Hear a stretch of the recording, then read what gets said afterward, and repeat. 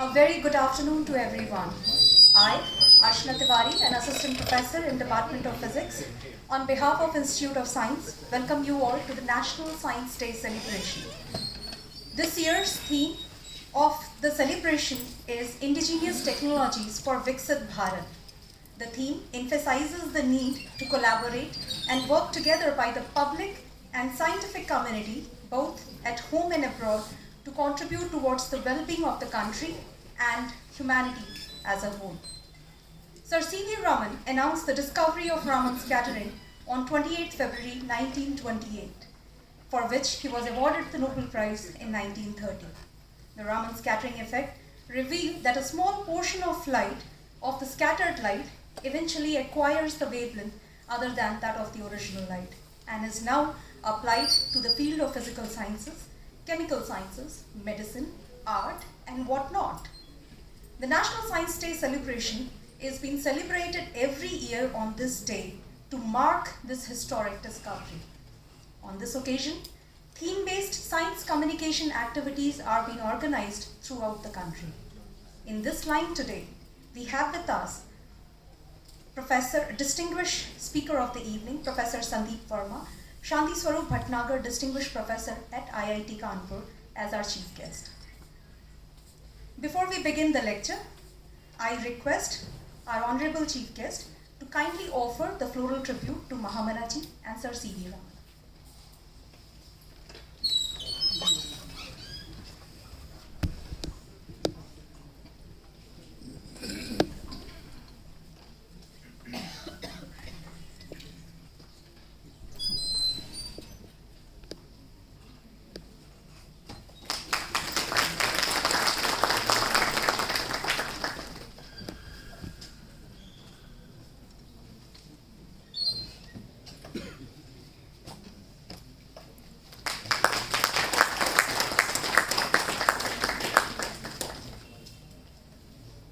Thank you so much, sir.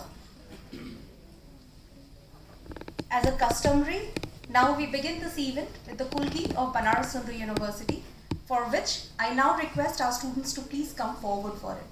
I would also request, I know the audience is already well versed, but yet I would like to remind, please do not clap after the Kulgi.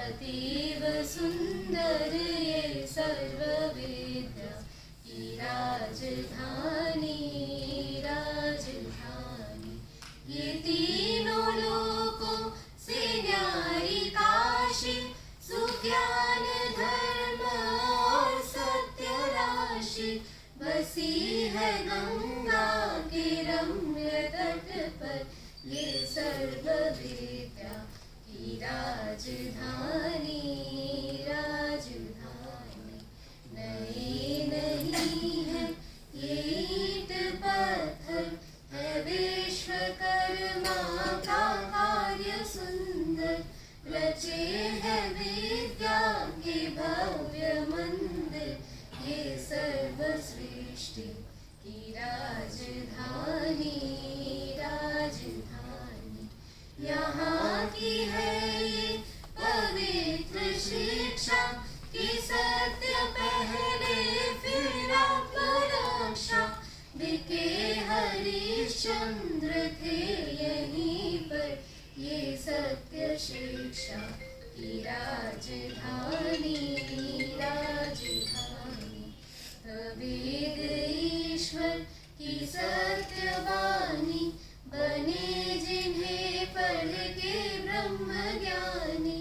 थे व्यास जी ने रचे यहीं पर, ये ब्रह्म विद्या की राजधानी, राजधानी वो मुक्ति पद को दिलाने वाले, सुधर्म पथ पर चलाने वाले, यही फले फूले बुद्ध शंकर, ये राज ऋषियों की राजधानी, राजधानी सुरम्य धाराएं वरुणासी, नहाए जिनमें कबीर तुलसी।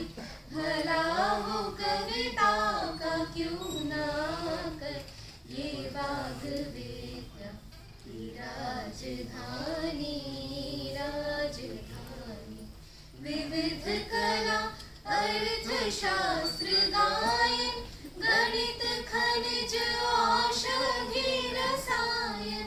प्रतीचि प्राची का मेघ सुंदर, ये विश्वविद्या की राजधानी, राजधानी ये मालवीय जी की देशभक्ति, ये उनका साहस, ये उनकी शक्ति। ये मालवीय जी की देशभक्ति, ये उनका साहस, ये उनकी शक्ति। प्रकट हुई है नवीन होकर, ये कर्मवीरों की राजधानी, राजधानी मधुर मनोहर अतीव सुंदर, ये सर्वविद्या की राजधानी, राजधानी मधुर मनोहर अतीव सुंदर, ये सर्वविद्या की राजधानी, राजधानी।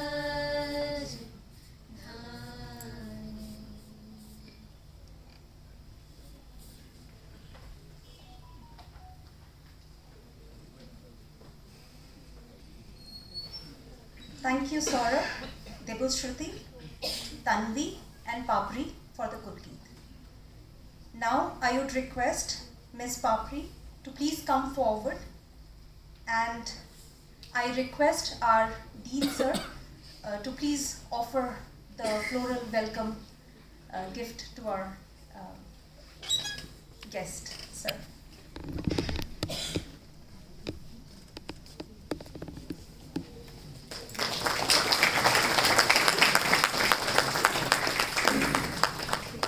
Thank you so much, sir. Before we commence the lecture of this particular evening, I now request the head, Department of Chemistry, Professor M.S. Singh, to please introduce the eminence of our speaker to the gathering.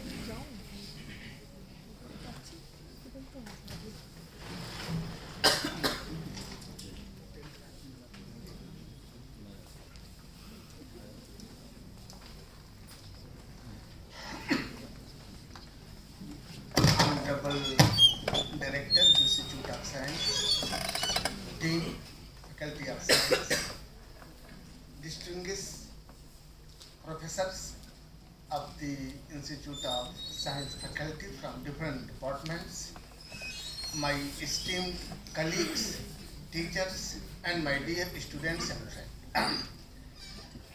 Really, it's my immense pleasure to introduce one of the highly distinguished alumnus of Banaras Hindu University, and in particular Department of Chemistry. Professor Sandeep Verma had been associated with IIT Kanpur since 1997.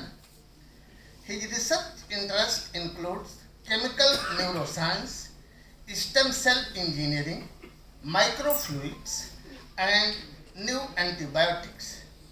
With over 230 highly reputed publications and several patents to his credit, his work has been recognized by Society of Materials Chemistry (BARC). He earned to his credit so many recognitions and awards such as BARC Gold Medal, Sandiswaru Bhatnagar Prize, Distinguished Alumnus Award of our Banaras Hindu University, DA Outstanding Investigator Award, Goyal Prize, Swर्ण Jayanti Fellowship, to name a few out of many recognitions. He is an elected fellow of all the three Indian Science Academies and J.C. Bose Fellow, and he is editorial advisory board of many reputed scientific journals, to name such as served on the editorial advisory board of Chem Biochem, which is from Wiley.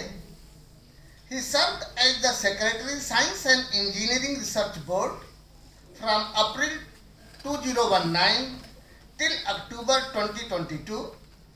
He has recently established Stabilin Biosciences, a startup dedicated to thermostable insulin formulations. That is the incredible stuff. Professor Verma was a member of PMO constituted Vaccine Task Force for SARS-CoV-2, Empowered Group 1 on the Emergency Management Plan and Strategy for COVID-19, and Chairperson DST Committee on Coronavirus Diagnostics and Chairperson Working Group of R&D and Innovation in Energy Requirements and Renewable Energy, IMAC, Ministry of Petroleum and Natural Gas, among other responsibilities. He is also a member of Commonwealth Chemistry Executive Board UK. Currently, Professor Verma is leading the Gangwal School of Medical Sciences and Technology at IIT Kanpur. With this very brief introduction, I would like to request Professor Sandeep Verma to deliver his talk.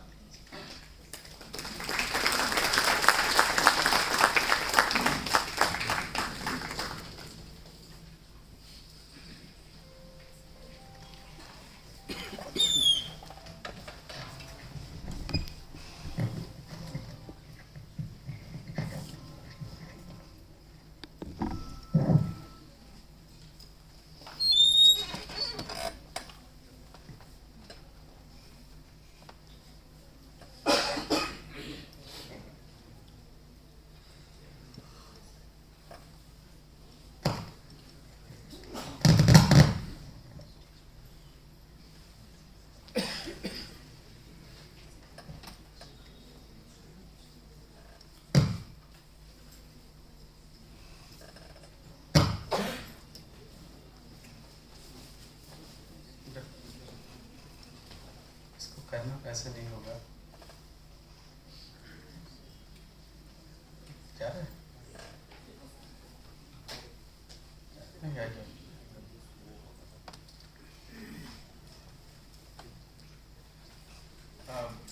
Good afternoon, everyone. First of all, let me thank Professor Singh for the words of introduction.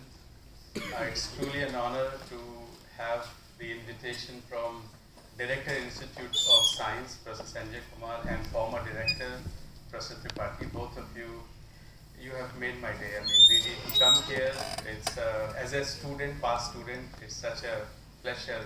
I cannot begin to tell all of you.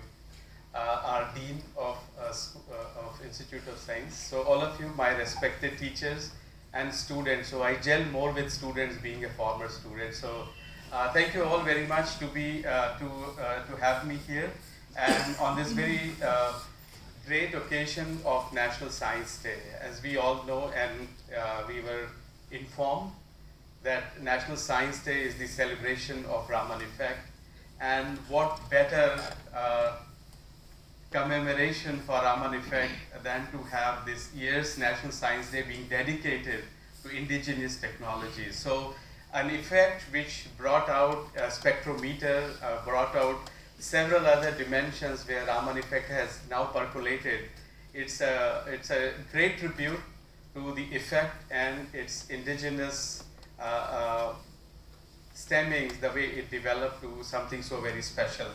And looking at indigenous and interdisciplinarity, I would like to also tell you right away that despite being at Department of Chemistry, I am affiliated to 4 other departments, and more recently, I am responsible for the Gangwal Medical School, which again is a very highly interdisciplinary initiative where we are going to pitch engineering-driven or technology-driven medical education, which does not exist at the moment in our country. And in fact, there are only 12 institutions around the world which are based on the idea of engineering-driven medical education. And I'll tell you maybe a bit more about it later on as we progress in the talk. But today I'm going to talk to you about what is interdisciplinarity in science. Of course, everyone, all of us are aware, but I would like to weave it around Raman effect just a bit, then move on to how interdisciplinarity is evolving, and the discussion with Professor Tripathi and Professor Kumar about how connected institutions will eventually, inevitably become necessary to drive interdisciplinarity and interdisciplinary science.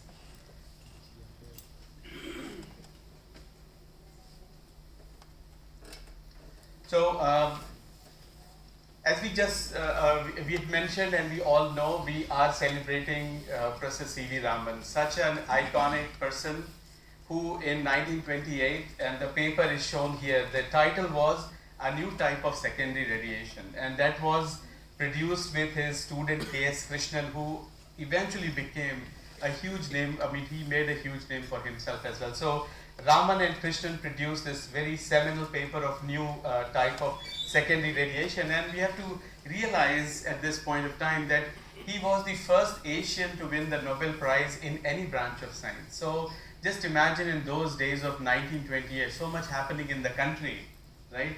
Still serving under the British rule, and somebody would go and bring out such a remarkable effect, or bring out such a remarkable effect with homegrown equipment, right? Right now we talk about import substitutes, imports, how to make a machine, how to maintain a machine, but Professor Raman, I mean, he could generate this great concept by homegrown machine, and Raman effect, as we were told just moments back, was discovered on this day, February 28, 1928, and Nobel Prize being awarded in 1930.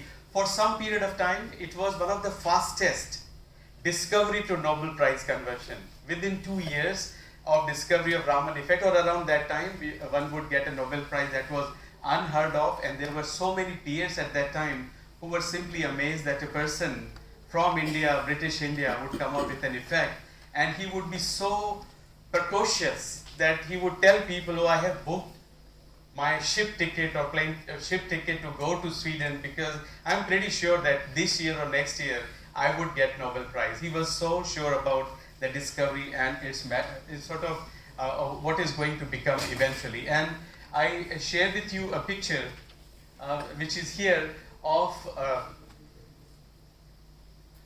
the 1930 Nobel Prize award ceremony. So you see here very typical headgear that Professor C.V. Raman had adorned, and standing together with stalwarts. We will not really need to know the names, but he being one of the representative of Indian science stood tall, and that's what we are celebrating today. That is what our motto for this year, that Indigenous Technologies, and it is such a deep thought.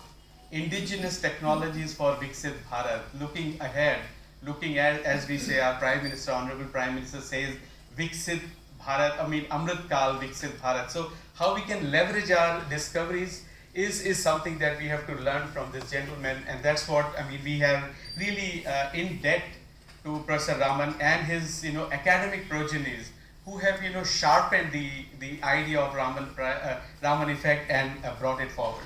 But if you were to look at fundamentals, because many of us have read this effect, many of us over a period of time, because we are worried about our own research, tend to forget what Raman effect is all about.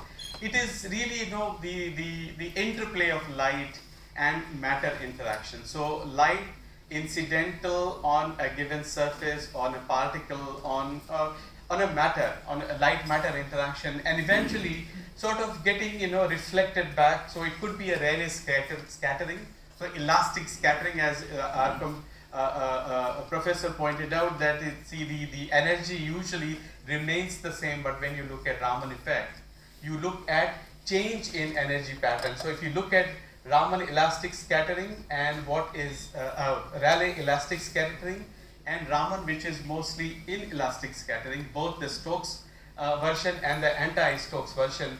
So without going into the detail, you can look at these arrows, look at how energy is gained then dissipated, energy is gained and dissipated. You can figure out that there is something different when you compare the picture of Rayleigh scattering with Raman effect, and that was very unusual to pick out such kind of scattering, to pick out such type of effect from bulk light matter interaction was simply phenomenal. And of course, there is a side player which is fluorescence. Again, we will not worry about it, and the intersystem crossings and very many things that would go around and give you such type of effect. So long story short, if you look at this picture, the bottom line is light arriving at a matter or a surface or a particle, reflected back, and then you figure out whether reflections or what is being scattered, what kind of energy does it have, what kind of wavelength are being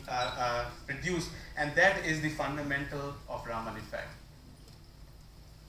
Now, over past so many years, the Raman effect, after being discovered in 1928, there have been seminal additions to the concept of Raman effect. One more recently, and that many of us use, is the surface enhanced Raman spectra, right? So you produce an additive effect to the Raman scattering by having such kind of nanostructured materials or nanostructured surfaces where you could have a colloidal solution the way it is shown here. So it could be a gold nanoparticle, it could be a silver nanoparticle, and depending on how gold and silver nanoparticles or these nano-architectured surfaces interact with an incident light, you would get a sort of amplification of the Raman effect, and this resonance, right? The surface enhanced resonance actually makes your output little better. So you can even detect very minuscule amount of matter or particles that are in solution. You could sort of enhance with the help of these surfaces, colloidal solution. You could decorate a surface with solid substrates which are which are textured in a way that you have these nanoparticles in a very sort of predictable way. They are decorated on the surface. There is a gap mode SERS that is known. There are shiners, so if you can cover everything with a gold metallic surface, you could have shiners, and of course you could have STM or SPM tips that can allow you to take the surface enhanced Raman. So building upon Raman effect, bringing in textured surfaces, bringing in nano textured surfaces would give you surface enhanced Raman spectra, and it's all plasmon mediated amplification. So you are looking at the plasmonic band. The plasmonic band is offering you this enhancement of electrical and chemical enhancements, and that allows you to sort of accentuate the detection limits that can usually be achieved by a normal Raman effect, right? So SERS again becomes something very special when you use it. And sorry, I think this there is yeah. So what we have been doing. So I have only one slide just to tell you how we have been connected to Raman effect and how we have been using Raman is we are developing what are called as fibers, so fibers that are decorated with nanoparticles, And these fibers are supposed to detect protein biomarkers. So for example, amyloid beta protein 1 to 42, we have used human insulin, we have used bovine serum albumin as very rudimentary standard. Basically what we do is, and if some of you are easy to spot the chemical structure, what you have here is an adenine molecule, right? It's a nucleobase adenine that we have produced as part of a fiber. So this fiber is electrospun in our lab. So we take adenine molecule, prepare it in a way that I can spin it under an electrical field as a fiber. So long fibers are put on a spool, and these fibers, because of the nitrogen present on adenine, are decorated with gold or silver nanoparticles. So every nitrogen in the heterocyclic ring of this particular purine can get coordinated to silver or gold, and that is being shown here in transmission electron micrograph. You can do lot of analysis, you can figure out what other materials can be stuck to these adenine based nanofibers. So we'll not go into the detail of science, but basically what you see here is that once we prepare the fibers, we are able to detect bovine serum albumin, A beta 42 with BSA, A beta 1 to 42 with human insulin and BSA, and so on and so forth. And the fingerprinting that we get out of these nanostructured or nanotextured surfaces allows us to distinguish between these different proteins. So if you have a complex mixture, and if you put on the fibers that we have produced and take an SCRS, right? Even it could be a handheld device, you can actually figure out what is contained in that complex mixture and to what an extent. And if you were to draw a standard curves, you can even determine the amount of concentration that are present in a given complex fluid. So now you see, from Raman effect, using SCRS, now creating electrospun nanofibers to come up with such type of highly decorated surfaces which offer you fingerprinting of protein biomarkers. And I'm very happy to tell you that this is a work of my student Ankita Jaiswal.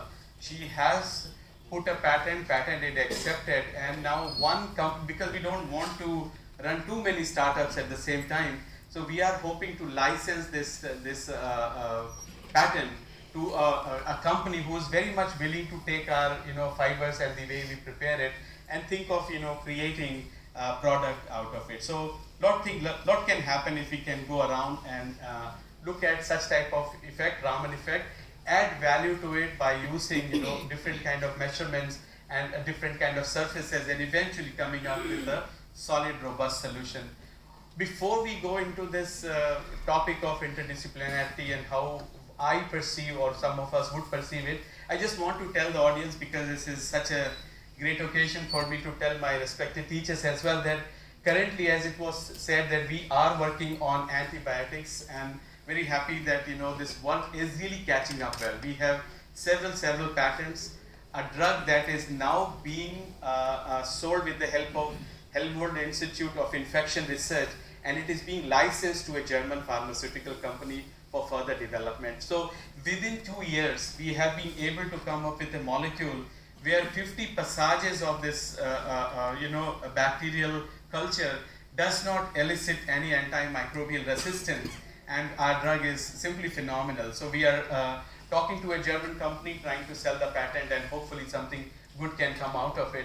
We work on nanostructured surfaces where we look at peptides and proteins, we decorate it on a surface, and the way incident light would fall on the surface, you would get multiplicity of colors. So something like a peacock feather. So we can convert a surface to a peacock feather like surface simply if you put a beam of light incident on a surface by putting peptides and proteins which are printed on that surface, right? So architectured surfaces, and of course new materials where we have used, you will not believe, nucleic acid fragments that are being now used as organic electrodes and organic capacitors. So nucleic acid fragments 4 to 5 nucleotide long are being considered as organic capacitors, and that is where some of our work in the area of energy materials is headed. So from stem cells to devices, microfluidic devices, to nucleic acid based batteries and organic capacitors, we are almost trying to cover very many things, and plus of course stem cell engineering that is very close to our research interest as well. So now let me position my talk in the context of what is fashionable, what is not just fashionable, what is fashionable and required. We all have heard about sustainable development goals. We know about it, and that is where people have started articulating how interdisciplinarity comes into picture when you look at such type of complex goals. So you can go all the way from security to climate change, energy, food security, health and wellness, everything. All these are domain interconnected grand challenges. And this is one thing that we have to realize, that the work that we do has great potential unless, and it remains as a potential unless we are able to talk to the other person in the next lab or in the next building. And some of us are blessed that way, that we can just walk into electrical engineering department and tell, hey, I have this nucleic acid piece.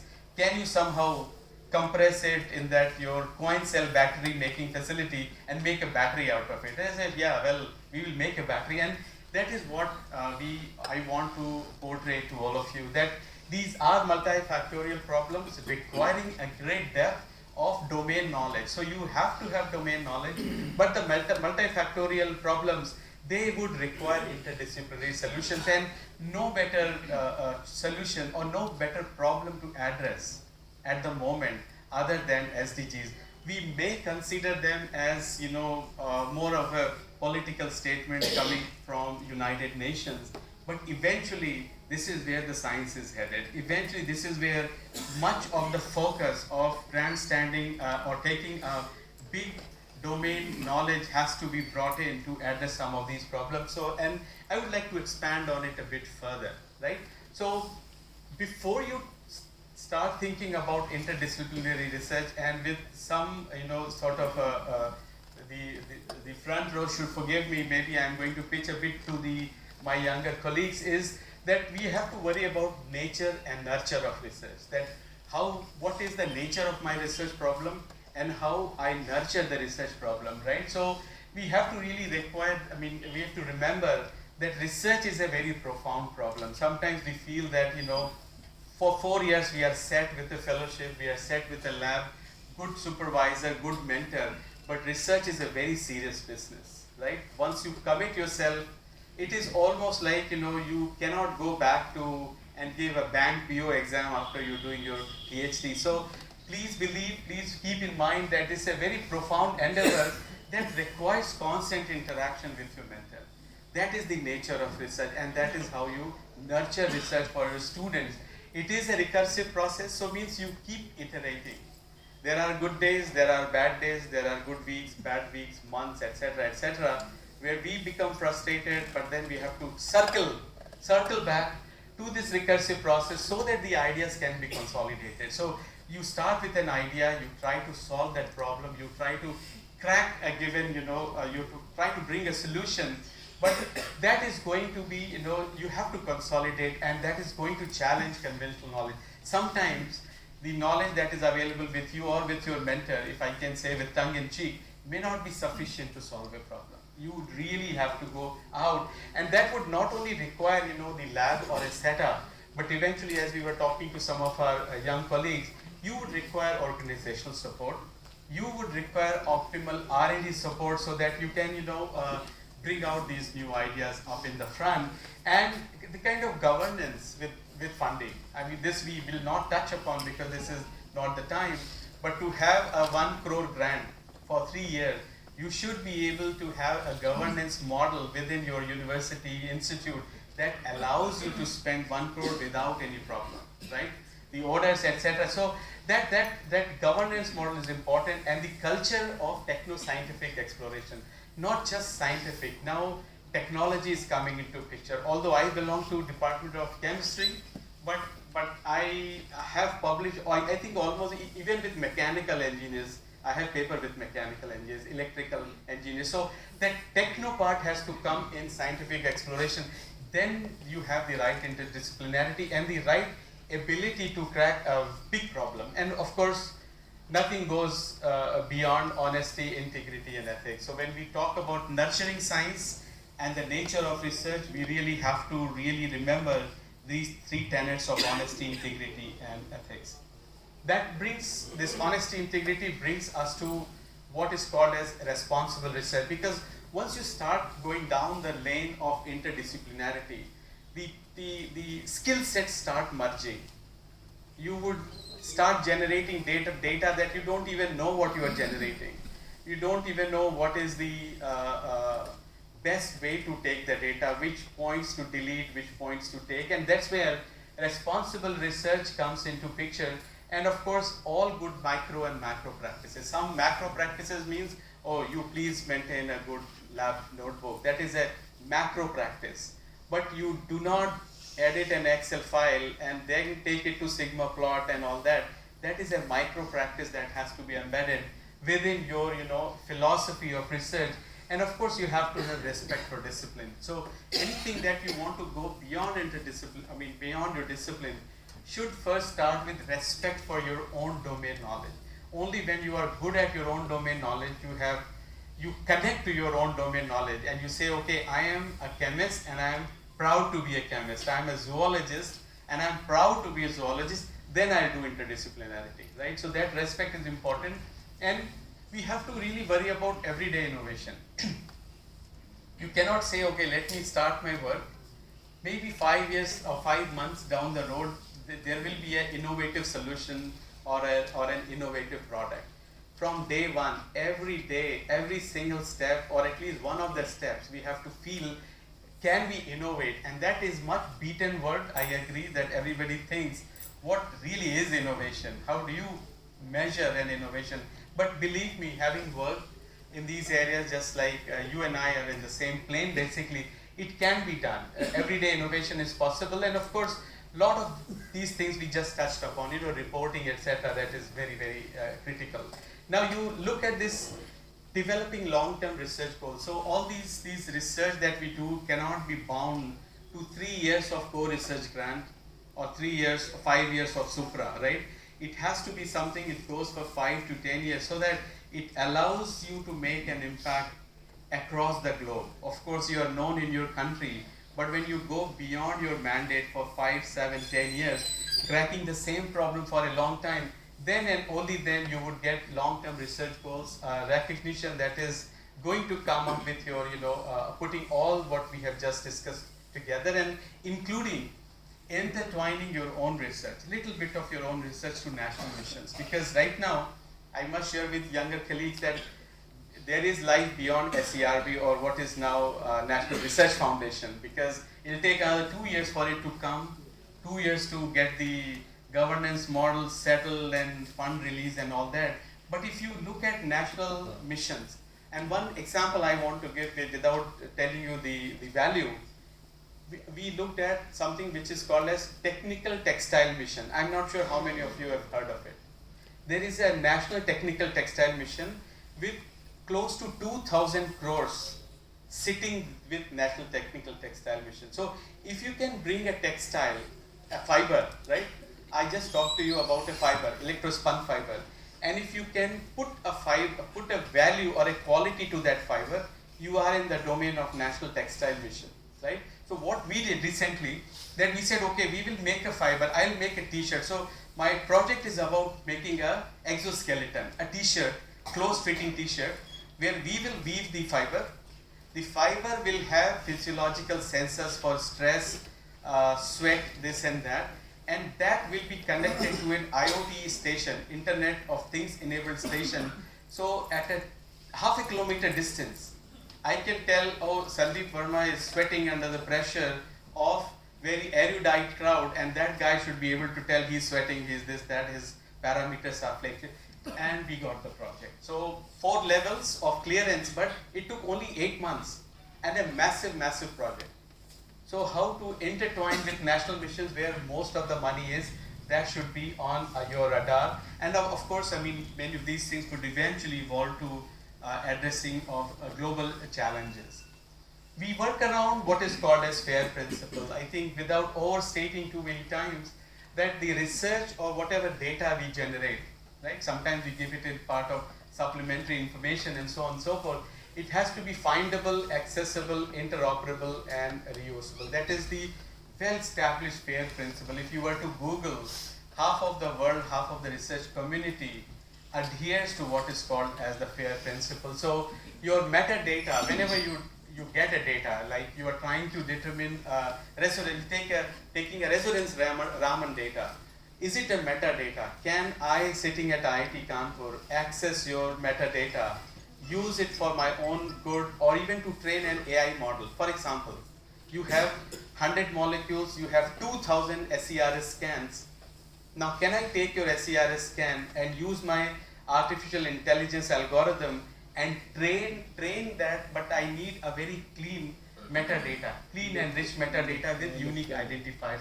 That is something you build in from day one, and that is one innovation. When we talk about innovation, when you collect resonance Raman data, it has to be innovated in a way that it just doesn't appear that you have copy and pasted decimals till 4 decimals, you have put something in a Word file, because as soon as you put in Word file, that is not a metadata. I cannot access your Word file, right? It has, so then data equity, availability, processing, interoperable means within platform. So you are using X software, I am using Y software, but the metadata should be available to both, and of course it has to be reusable. So this FAIR principle should be borne in mind, and then comes a bigger question which would cross our mind that, okay, we have been hearing about interdisciplinary learning, but what contributes? Can I ignite that thought in my mind? Can I ignite that thought as a student or as a researcher? Even when I'm 50-year-old, I'm like totally bored with doing what I was doing, but I now want to do interdisciplinary research. There has to be a personal context, right? Why now? Why do I want to do an interdisciplinary learning? Because that would require structured learning on our part. Means we have to be now not only learning about our own domain knowledge, but we have to also be looking beyond and look at other technical skills, practice and repetition, which will allow the blending of my core education, my core expertise with where I want to go. So if I am a mere chemist, and now if I work in the area of stem cell engineering, I have read a lot. I have to read a lot, because I cannot guide my student if I myself cannot culture a stem cell, and I am able to culture, right? So we learn, and that is the personal context that gives you drive and motivation to move into interdisciplinarity, which will also involve emergent ideas, something new that has come up, right?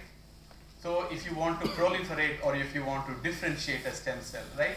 Or if you want to do something with it, say wound healing, something many people try to do, wound healing assays with stem cells, etc. But those ideas will come, the intelligence, creativity, imagination, integration of what we know, that would be important when you look at personal context. Then there is research context, right? So we have limited amount of resources, we have limited amount of time, 4 or 5 students, not everybody wants to go into domain which is not really useful. But research context, if it is set through a persuasion or a willingness to learn, then reinforced learning is being touted as something very important, where research context can be set with respect to interdisciplinarity and developing ability to amalgamate.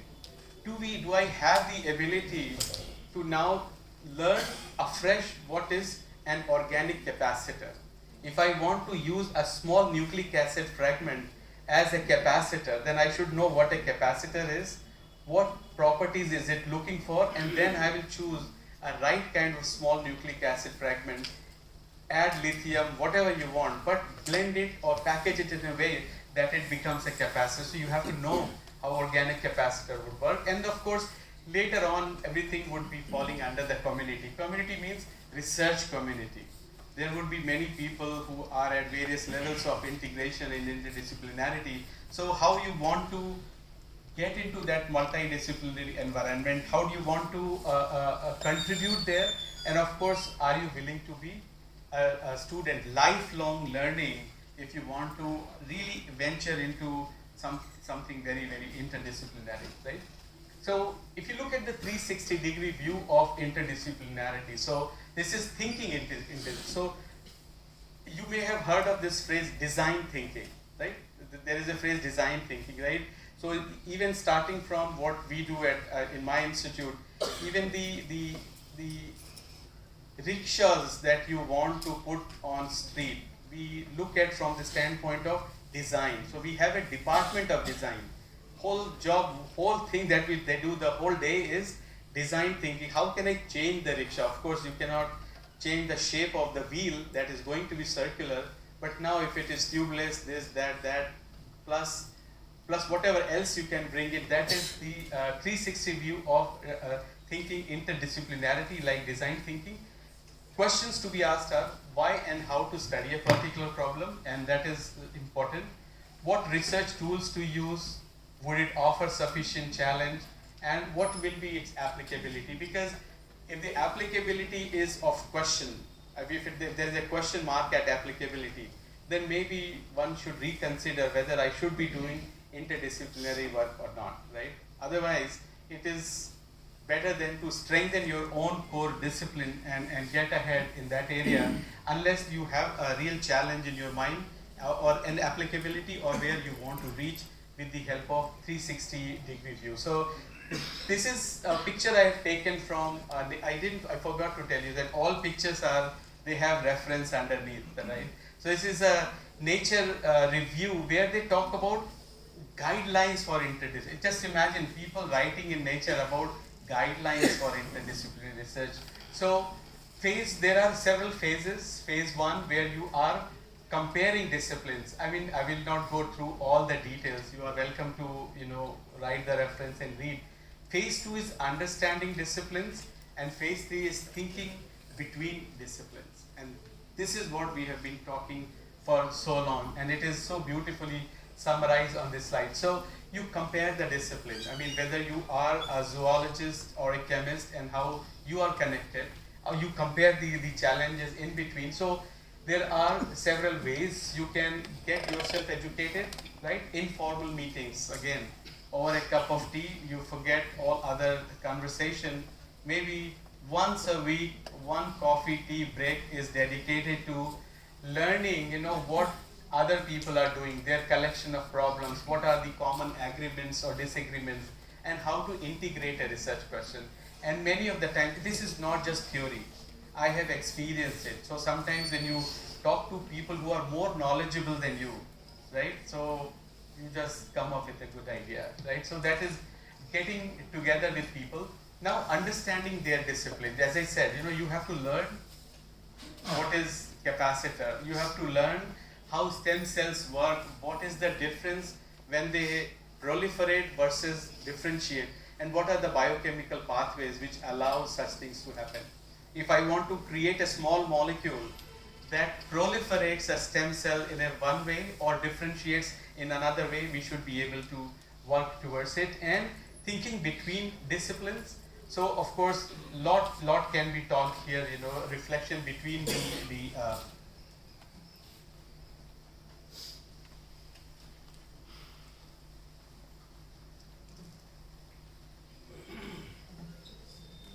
I don't.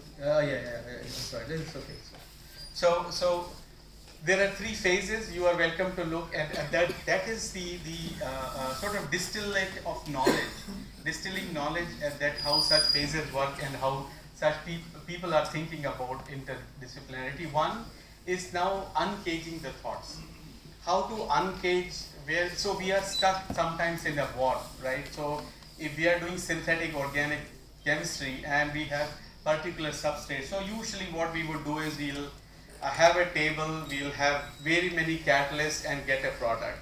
If we have a ligand, then we will go through the entire periodic table, get the entire set of metal ions, get their crystals and solve the crystal structure, and that is the paper. But then we are caged in the warp in our thought process. They're totally caged, and that is where you have to open up this, uncage the thoughts by quality mentoring. And quality mentoring, at least for me, I mean, you can prove me wrong, is not necessarily when I am mentoring a student. You can mentor me. So I mean, despite being 26, 27 years teaching and doing research, a young colleague, a young assistant professor can mentor me, and we are very open. And in our institute, at least, I say it with pride, that is what happens. No, sir, you are wrong. And this, really? Why? No, it doesn't work that way. This is, so that is what we mean, that quality mentoring. If you have the right kind of people who can advise you, right? Mentoring, advisorship, to understand interdisciplinarity, that is important. Build platforms for idea exchange. We have to, this is institution of science, and I have some pictures later on how I propose to connect with you or with at some point of time, that you can think in your mind, or if we are coming from various departments, do we have a platform where more than one discipline people come together, say in a month, forget about every day, in a month or every 6 months, and they exchange ideas. So you have to build that platform for idea exchange. If that does, because if people know about your platform, somebody else can drop in on that Friday for an hour and then start listening to what you guys are talking. So that this idea exchange allows researchers to fast track collaboration, and now money comes through collaboration. I am because 4 years, sir, I was not allowed to write projects. So when I returned to Kanpur, I had almost zero money in my account with 22 people working. But then there's another story that I had money from industry, so that covered. But we really have to bring money through collaboration, and that's where the money is. Like that old adage for young students, somebody asks a question, why do you rob a bank, right? Why always? Because the simple answer is that's where the money is, right? So why do you want to do interdisciplinarity? Because that's where the money is, right?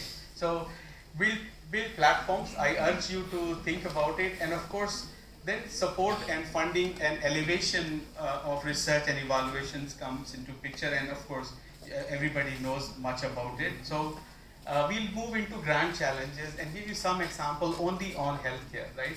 So if you look at SDGs, there are some 12, 13, 17, I always forget, right? So, but because of my interaction and sort of deep interest in health tech and healthcare, so you could think about chemistry in healthcare. You could think about physics in climate, right? You could think about zoology or botany in agriculture, food security, and so on and so forth. But the question is of positioning. How you position a physics problem for energy, that is what we have to worry about, that is what we have to think in detail, right? So looking at biomedical research, now it is very much clear that you can have basic research, clinical research, and of course everything can go into translation, and that is where much of the excitement, at least for us, is because we have started a medical school, and for not only just because there are opportunities now, but these are very complex issues which cannot be handled by one discipline, and it is now known, right? When you talk about Neuralink, how many of us have heard of Neuralink? Many of us, right? So Elon Musk is doing all kind of things, like auto cars, this and that. Now they are also work on what is called as Neuralink, and recently one of the chip that has been made and implanted in a mice or in a human being now, you are able to just think about it that, I want to move that water bottle that is standing there, then we should be able to do that. We should be able to do lot many things by having a chip implanted, and if you have that chip having communication to the platform underneath that bottle, that platform should move because I am sending a signal. That is Neuralink of Elon Musk, and just 3 or maybe 1 week back, there was a huge announcement that they have got a breakthrough of communication. If I implant a chip, I become bionic. I don't even have to talk to you. I don't even need mobile phone. Silently, I don't want to make light of these things, but it should be possible to communicate thoughts. And it's just a science, a cover from 2002. They're talking about puzzle of complex diseases in 20 years still remains the same, and that is where the biomed sector is headed. If you look at the bench to bedside approach, you are looking at so many problems, and the slide is not only these problems that we know of, there are many more. Health delivery model, access, affordability, how healthcare is connected to insurance, right? So healthcare, complex disorder, progression of a disease, insurance. Do we need a finance person in this room? Of course, right? That should be done at some point of time. Telemedicine and regulation, as soon as you say telemedicine, as soon as you say that I'll go on e-Sanjeevani platform. Right now, I'm doing this for living actually. So you look at e-Sanjeevani platform, how can I make an e-Sanjeevani platform better? The data that is going to be mined by e-Sanjeevani platform on Ayushman Bharat digital mission, how can my artificial intelligence model mine that data and get trained and become better, right? So do I need a computer engineer sitting in the room while I'm talking about TB scans? So a radiologist with an engineer, with somebody who knows what mycobacterium actually does to lungs, right? So that is telemedicine. So you would inevitably need people who are going to help you in all these. So the entire digital innovation, and I'm not sure if you followed, just 2 days back, we signed the biggest MOU with Uttar Pradesh Health Department in the presence of Honorable Deputy Chief Minister, who is also the Health Minister, Shri Brijesh Pathak ji, that entire UP's digital health stack will be made by Gangwal Medical School. 240 million inhabitants in Uttar Pradesh, right? Health and Arogya centers, primary healthcare centers, community healthcare centers, government hospitals and tertiary government hospitals. Just imagine the kind of data that is being generated. And it is now mandatory that this data has to be back-ended to Ayushman Bharat digital mission by having Uttar Pradesh digital health stack. All of us 20 years from now will be typified. Our data has to be on cloud. So we will maintain the cloud. So we would need such people. The digital innovation would need a lot different people, interdisciplinarities, including drug discovery. Now, how often we read that AI is being used for drug discovery process, right? So many interventions that are happening at all levels. Vaccine and adjuvants, we have seen recently what is going on. But there are, just like we have TRL levels, right? Technology readiness levels, from going from 1 to say 7, 8, 10, whatever. The people are also creating readiness levels for biomedical research. I won't go into the detail, but I really encourage some of you who are interested that how technology readiness or translational readiness rather, here it is translational readiness. Translational readiness going from basic science research to humans, translation into humans, to patients, to practice and to community. How do you transfer your research from bench to bedside? That levels have to be defined, and without going into the detail, again, everything has been now set in motion. There are such kind of benchmarking available where you can really look at your research and figure out where you exactly stand. So if I am here, then I am at translation level 1, and I have to foresee and figure out how much money do I need to jump to translation to practice. Do I have to onboard a hospital? Do I have to onboard a medical school, doctors, so on and so forth, right? And of course, there are so many things going on around in antibiotics. The pipeline has almost but dried up. So that people say, and I also believe that is the next pandemic in waiting, where we have so many multi-drug resistant strains, not many antibiotics. Not many means there are no top of the line antibiotics. We are importing 7,400 crores worth, and of course these numbers, don't believe in them. It could be 10,000 crores or it could be 20,000 crores, who knows, right? So we are importing, and the day we don't get the APIs from China, we cannot make.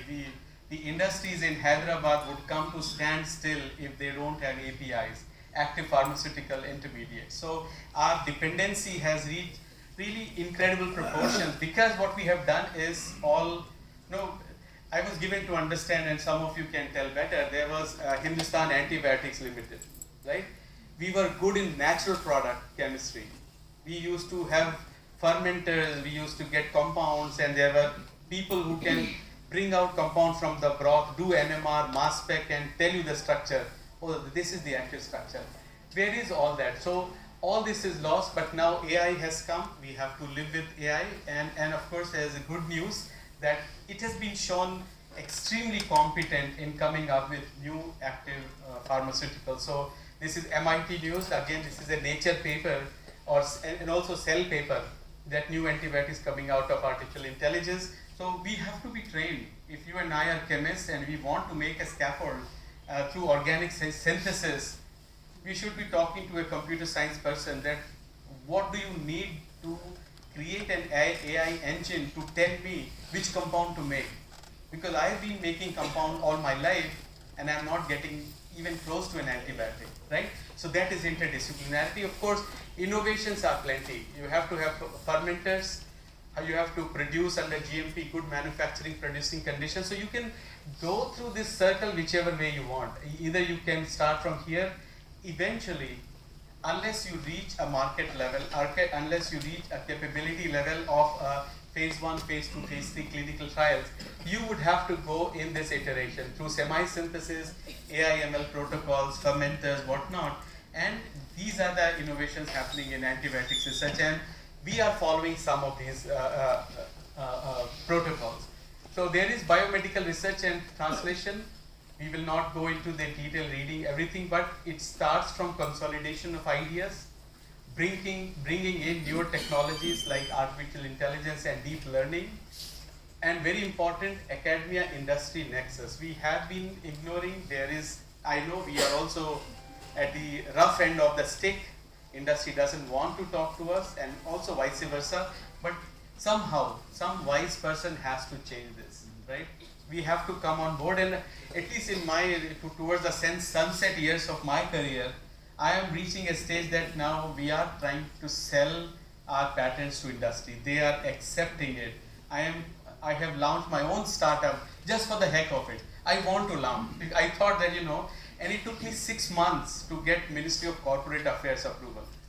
And now the whole process of getting director's number, so you become director, so there is another number given to you, DIN number, identification number. So, but you just do it, because once you have gone through it, and when I am all done and reading a newspaper 20 years from now, I would not have the regret of not having a startup when the startup was rage, right? So it's like, if bell bottoms are in fashion, I want to wear them, right? So that's the idea going there. And of course, you need a venture as a model of startup. You have to work on with companies, third party, could be academia. You have to have excellent patents that could be translated, and that IP can be taken to a startup. Investments are needed. So all this is possible now. People are getting money, and in fact, our own institute, you will not believe, we have close to 150 startups at IIT Kanpur, right? And the market valuation approaching close to some 100 billion or so. If you have to sell everything at the highest price, it could be 100 billion. There are companies being valued at 2 or 3 billion, individual companies. So this is all possible, and it can happen at tier 2 city of this country. And I think I'm very proud to share, some of you are from IIT Kanpur, have known IIT Kanpur. We are #1 most innovative institution of India declared by NIRF. It's not Delhi, it's not Bombay, it's not IIT Madras. IIT Kanpur, tier 2, in some god-forsaken Kalyanpur, rural Kanpur, but yet the dream is alive and it's possible. Now just last 3 slides, what I want to pitch is that interconnecting institutions. So of course, you can connect among yourself. Now when I look at the medical school that we are creating, right? Engineering-driven medical school, technology-driven medical school. Now I speak just to get money, and we are getting money. Some guy is giving 40 crores, somebody is promising 120 crores. So sell the dream. And how do I sell the dream? By having the right kind of people. So people have to believe if they want to give money, it's going to get in the right hands. Money is not going to be wasted. And you then need to bring world-class education and highest level of skill sets, right? Skilling is extremely important. And of course, if you bring that and your fundamental and applied research. So there is, as somebody said, and it is known, there is no good science, bad science, fundamental, applied, there is just science. It is how I want to use it with education, with skill set, and of course with whatever research we do as a community, that has to be brought together and within the state of UP. And I have tried to put these dots, if you can see, one is BHU, Banaras, Kashi, and one is Kanpur. So Kanpur to Kashi, if I want to create a value chain within UPs, right? So take Gangwal Medical School as a partner, or even the IIT Kanpur as a partner. We have population advantage, not at the state level, but also people who are working in our institutions. We have that advantage. We are trusted institutions. So if you sell the dream to a person that I want 100 crores over a period of 5 years to do this, they say, okay, fine, yeah, I mean, if not 100, they then start with 25, right? Knowledge and tech transfer has to be horizontally diffused at all costs, right? I'm sure you have your innovation center, we have our innovation and incubation center, and that tech transfer and patent transfer including skilling, and of course anchoring everything to regional economy, right? What is it that Uttar Pradesh needs? I go to Sachivalaya now so often and I talk to these people. They are sold to the idea that IIT Kanpur can solve many things, right? The reason being that we have anchored ourselves now after so many years to specific problem sets that are bothering government, that can be solved by our capabilities. So regional and national economy, societal needs, if we can put all of it in one place, the value chain in Uttar Pradesh could be connected by Kashi and Kanpur. That is my pitch to our director, sir. We were talking about it at length. And of course, looking at the two places, thinking about human resource development and training, science, technology, and innovation. You are innovators, we are also innovators. Maybe we are lacking something in one part of, some domain knowledge. You are excellent in that domain knowledge. So bringing it together, health, energy, and food security. This is the Gangetic Plains, food security, agriculture, agrarian economy of this state. So how can we do that? Because I'm not sure whether I am telling the right thing, but if you look at the import of pesticides, it's enormous. If you remove Syngenta from country, hardly anybody in even our chemistry department or even in my chemistry department works on pesticides. They say, pesticide, really? You're working on pesticide, but then for our farmers, there is no pesticide which is not imported. Everything is imported. So what are we doing with our synthetic skills? They should be put to health or good use in health, energy and food security. And of course, we can talk about tech transfer and startups. So a faculty from here and a faculty from my institution coming together and starting a startup, incubating it. We have incubators. We have alumni funds. I mean, alumni at least our institution, they are really now coming to us, giving a lot of money, including the Gangwal Medical School. Shri Rakesh Gangwal, whose name is borrowed for the medical school, he was the owner of Indigo Airlines. So he owned Indigo, he's our BTech, and he has exited and made, I'm sure, a lot of money, and he said, okay, here is the money, open a medical school. Yeah. So finally, I want to leave all of us with a thought that this is from a movie, and I must have watched this movie like, I don't know, 100 times. Not because of this phrase, but because the movie is so nice. Beauty and the Beast. Lumiere says, you don't have time to be timid. We don't have time, and that is what we think. We have time, arey kal hoga. We don't have time, right? We don't have time to be timid. You must be bold and daring. So I leave you with this thought of Lumiere in Beauty and the Beast. And finally, just to give you a snapshot of how my medical school or our medical school would look. So there was going to be an academic block, right? There is going to be a 500-bed research hospital, so spread over 30 acres. So we have stolen 30 acres out of a vacant 80-acre plot, and that 30 acres is phase 1 of medical school. The building is being built by Larsen and Toubro at a cost of 370 crores, so state of the art. You cannot get a better contractor than Larsen and Toubro.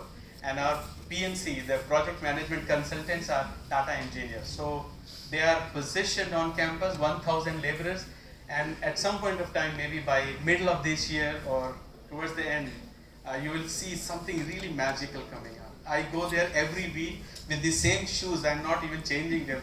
You jump into the pits, you look at the frames coming up. It's just outstanding, very divine, right? So we'd welcome you at some point of time. By next year, we'd have the buildings ready, and the medical program starting July 2026. Research has already started. Institute has put close to 45 crores intramural funds within our corpus for research. So we have 11 centers of research excellence in the Gangwal School, and the hospital is called as the Yadupati Singhania. Again, JK and Raymond Group, they are also our students. So they have given very generous funding for Singhania Super Specialty Hospital. So I thank all of you for this fantastic opportunity on this August occasion of National Science Day to bring me here to my, a place where I grew up. I was hardly 5 years old when I moved into this campus, and ever indebted to this campus. And of course, if you have anything you wish to share and write, my coordinates are here. Thank you very much, both of you, for being here.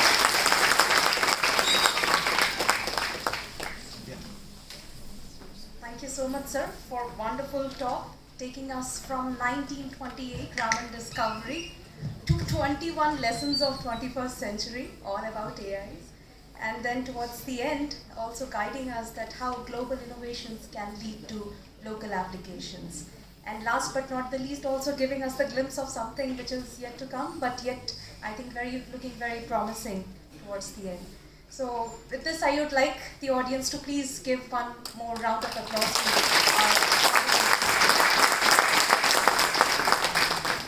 Now I may request our director, sir, Professor Sanjay Kumar, to please come forward and felicitate our speaker of the evening.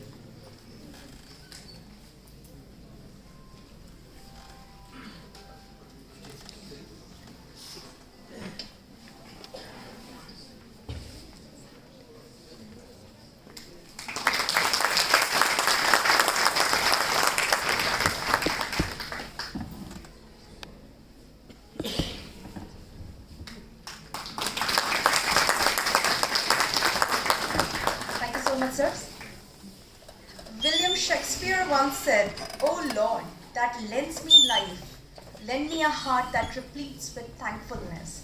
So as we are closing the session, I would now like to request Head Department of Physics, Professor R.K. Singh sir, to please offer a vote of thanks.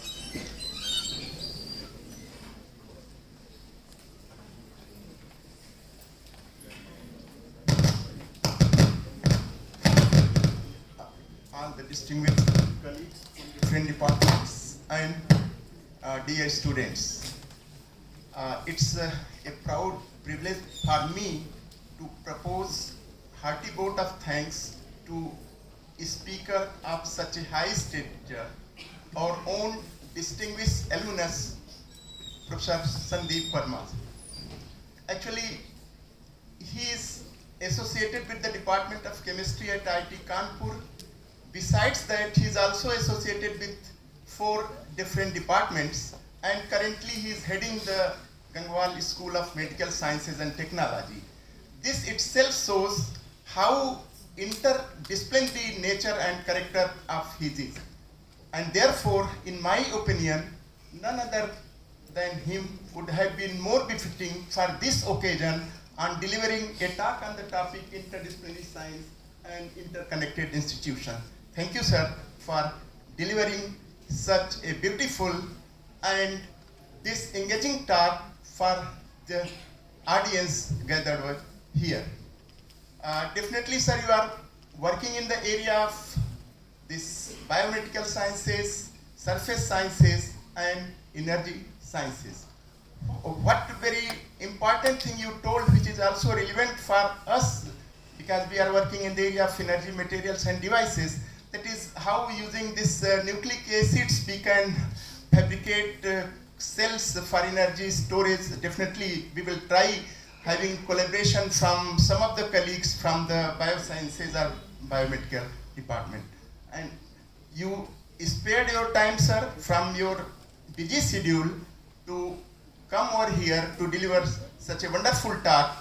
I think our young students, they derive a lot of benefit, and many of us also got benefited.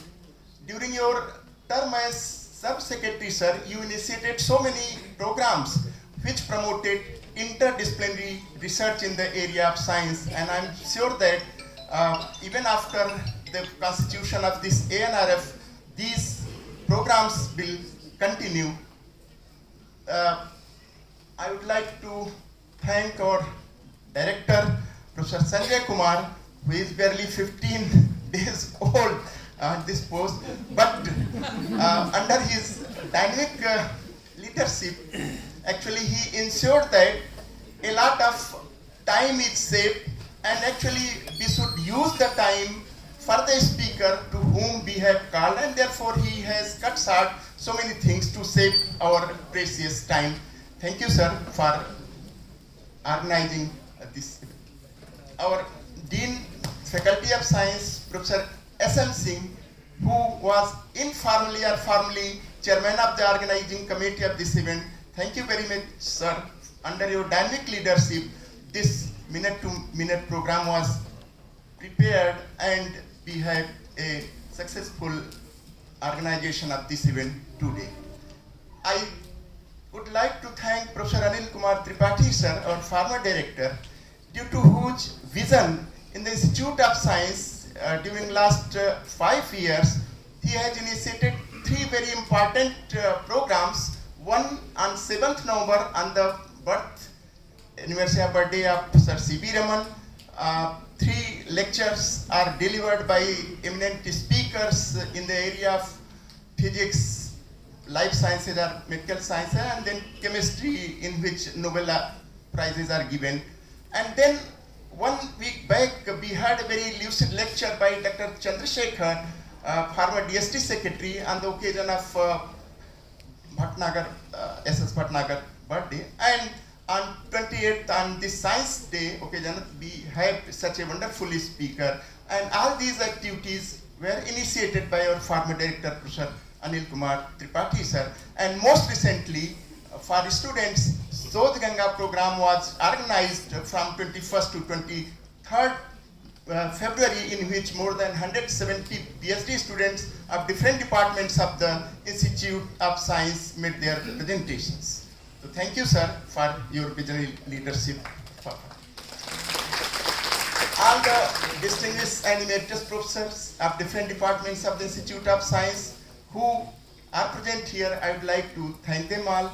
All the colleagues from different departments of the Institute of Science, they deserve a special thank. Staff of the Directorate Institute of Science and members of the organizing committee of this event, Professor M.S. Singh, Dr. Samren Kumar Singh, Dr. Archana, Dr. Richan, many others who contributed directly or indirectly in making this event successful. I would like to thank them all.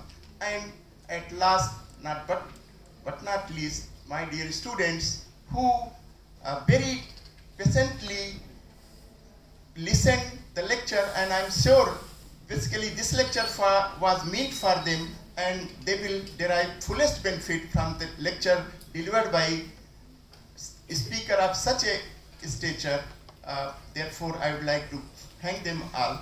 So thank you all once again. Thank you. Thank you so much, sir. I request the audience to please stand up for the national anthem.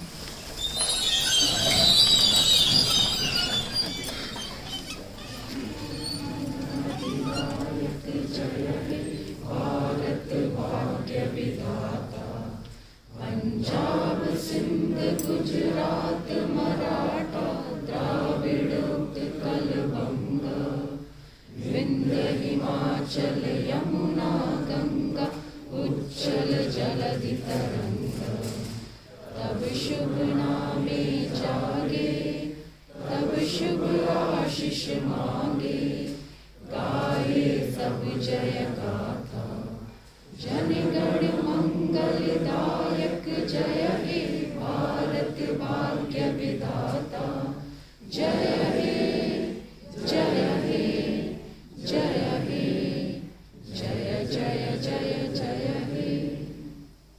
We have a quick refreshment outside, so I would request all of us to please join us.